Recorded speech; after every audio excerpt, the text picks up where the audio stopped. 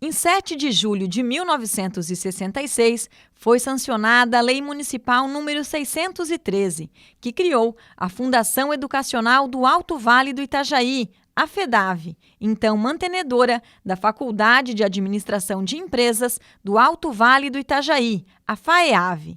Em 6 de julho de 2001, a FAEAV conquistou o credenciamento de universidade plena e o professor Jaime Pasqualini, que desde 1995 era presidente da fundação, foi o primeiro reitor empossado. Ele fala sobre as conquistas à frente da instituição. A maior conquista foi alcançar o resultado pelo qual nos propomos. O que nós nos propunhamos naquele momento? A maioria dos jovens, Rafaela, saía de Rio Sul para estudar em Blumenau, ou em Florianópolis, ou em Itajaí, onde houvesse estudo de curso superior de graça, né? Porque Rio do Sul só oferecia ciências contábeis e administração. E os jovens queriam outros cursos, então eles iam para fora e não voltavam. O cara se formava lá, o jovem se formava lá, casava e acabava ficando em Florianópolis, Itajaí, Blumenau.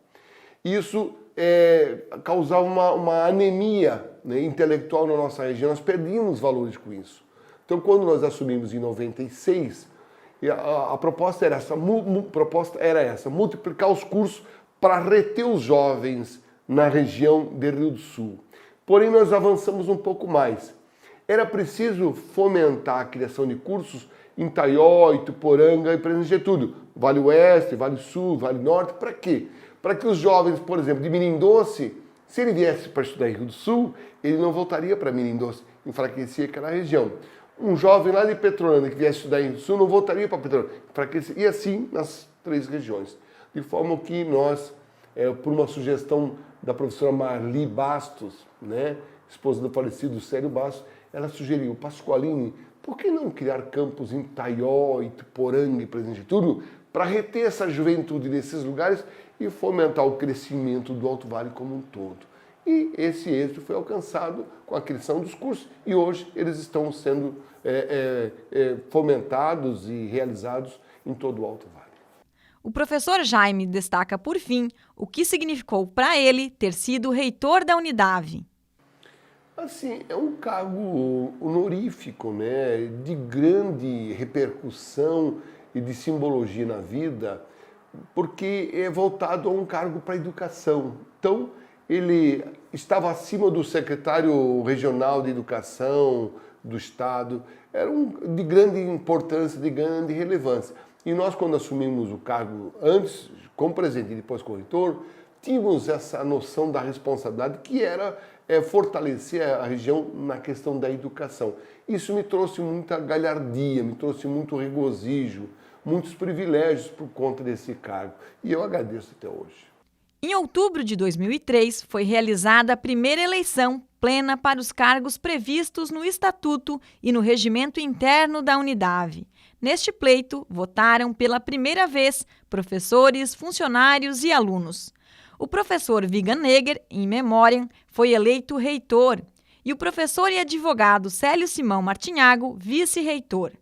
No dia 19 de dezembro, eles foram empossados para o quadriênio 2004-2007.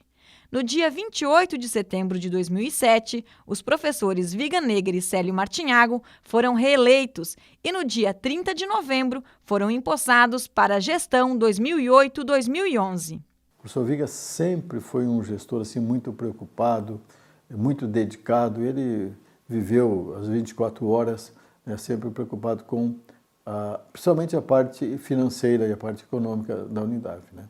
Mesmo em 2003, quando ele assumiu, né, na gestão dos primeiros anos, né, a Unidave também estava em uma situação um pouco mais delicada financeiramente, mas ele, com muito afinco, muita determinação, muito controle, ele conseguiu colocar em dia toda a parte financeira da Unidave, conseguiu também diversas obras, construiu o NPJ, ele sempre fez muitas obras, fez o Museu da Madeira nessa gestão também. O professor Viga sempre foi um grande empreendedor, muito dedicado, ele tinha um grande respeito também para com os professores, ele tratava muito bem os professores, muita preocupação com o ensino, sempre procurando que houvesse um ensino de qualidade durante esses anos todos que ele ficou aqui em frente à Unidade, né? Em 2011, com a gestão do professor Viganegger chegando ao fim, o professor Célio tornou-se o sucessor natural para concorrer ao cargo. A gestão do professor Viga foi assim tão boa e tão positiva, né, que a sucessão foi normal, né? E como ele não podia mais candidatar-se a uma terceira gestão, né, o nosso estatuto não permitia, então, como eu era vice-reitor, com o apoio dele, fui indicado para sucedê-lo. E aí escolhemos o professor Alcir, que era coordenador do curso de administração, e o professor Alcir e eu fomos, então, candidatos, né, para a próxima gestão. E foi tão boa assim, tanto que nem houve chapa de oposição, né? Somente concorremos só nós dois e conseguimos ganhar a eleição.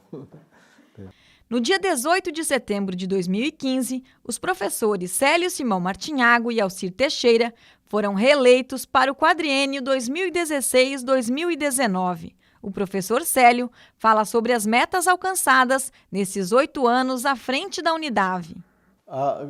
Houve, primeiro, óbvio, uma preocupação, uma das grandes metas da nossa administração, juntamente com o professor Alcir, juntamente com o professor Charles, né, foi no sentido da qualificação do corpo docente.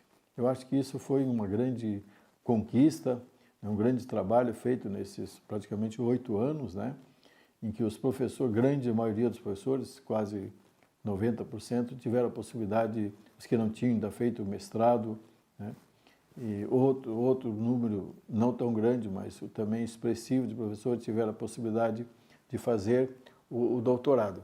Então, essa qualificação dos professores, para dar a eles também mais segurança, mais estabilidade e mais conforto, né, foi uma meta, a qualificação dos professores para que pudesse ter um ensino de qualidade. E também, durante esse período, foi criado o curso de arquitetura, foi implementado o laboratório das engenharias, que não tinha ainda, foi construído, então, o prédio para engenharia, já no mesmo prédio foi também construído a ala para a arquitetura, né? E eu acho que a grande vitória nossa, o grande trabalho nosso foi na área da saúde, né, com a criação do curso de medicina. E óbvio que, em consequência do curso de medicina, do prédio para a área da saúde, para atender esses cursos, também se criou o curso de fisioterapia.